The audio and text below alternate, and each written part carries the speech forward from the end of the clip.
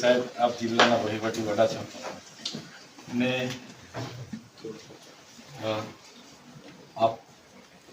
આપે એવી કોઈ મારા વતી સાંસદને અહીંયા બોલાવ્યા હતા અને નીલરાવને બોલાવ્યા હતા અને આપે એવું કીધું છે કે ચૈતરભાઈ 1.5 કરોડ માગતા હતા પણ માંડ 75 લાખમાં પૈતું છે અને એમને 75 લાખ રૂપિયા આપણે આપવાના થાય છે। ત્યારે સાંસદે એવું કીધું કે ના ભાઈ આપણે 1 રૂપિયો આપવાનો થતો નથી એમ કરીને સાંસદે 2 આટા પ્રેસ વાર્તા કરી છે। હવે મેં બી ધારાસભ્ય છું સાહેબ, સાંસદ તમારું નામ લઈને એવું કહે છે કે મને કલેક્ટરે ત્યાં બોલાવીને કીધા હતા તમે કલેક્ટરને પૂછી લો, એટલે અમે પૂછવા આવ્યા સાહેબ મેં ક્યારે તમારી પાસે 75 લાખ રૂપિયાની માંગણી કરી? આ વાત જ ખોટી વાત છે ને।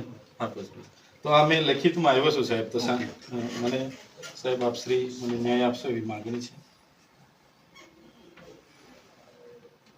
સાહેબ। આપણે માર્ગ અને મકાન વિભાગના એક્શન સાહેબને બી પૂછી લેજો, એમનું નામ પણ આવે છે એટલે કદાચ એ રીતના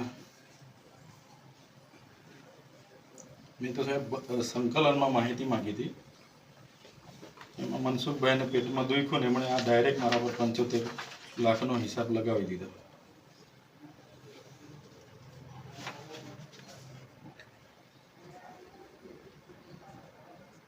સર આ રિસીપ્ટ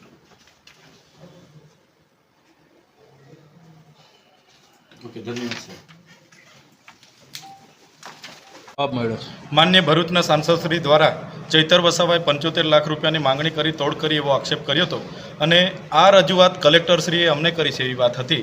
ત્યારે જિલ્લાના વડા અમારા કલેક્ટર સાહેબને અમે મળવા માટે આવ્યા અને કલેક્ટર સાહેબે આપ સૌના હાજરીમાં ખુલાસો કર્યો કે આ તદ્દન વાત ખોટી છે।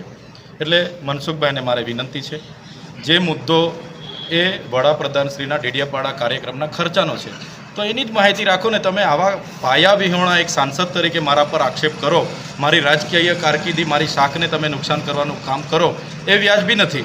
આજે કલેક્ટર સાહેબે નિડરતાથી ખુલાસો આપ્યો અને કહી દીધું કે આ તદ્દન પાયા વિહોણી ખોટી વાત છે। એટલે મનસુખભાઈ ફરી આવું વાર અમારા પર પાયા વિહોણા આક્ષેપ નહીં કરે, નહીં તો અમે લીગલી કાર્યવાહી એમના પર કરાવીશું।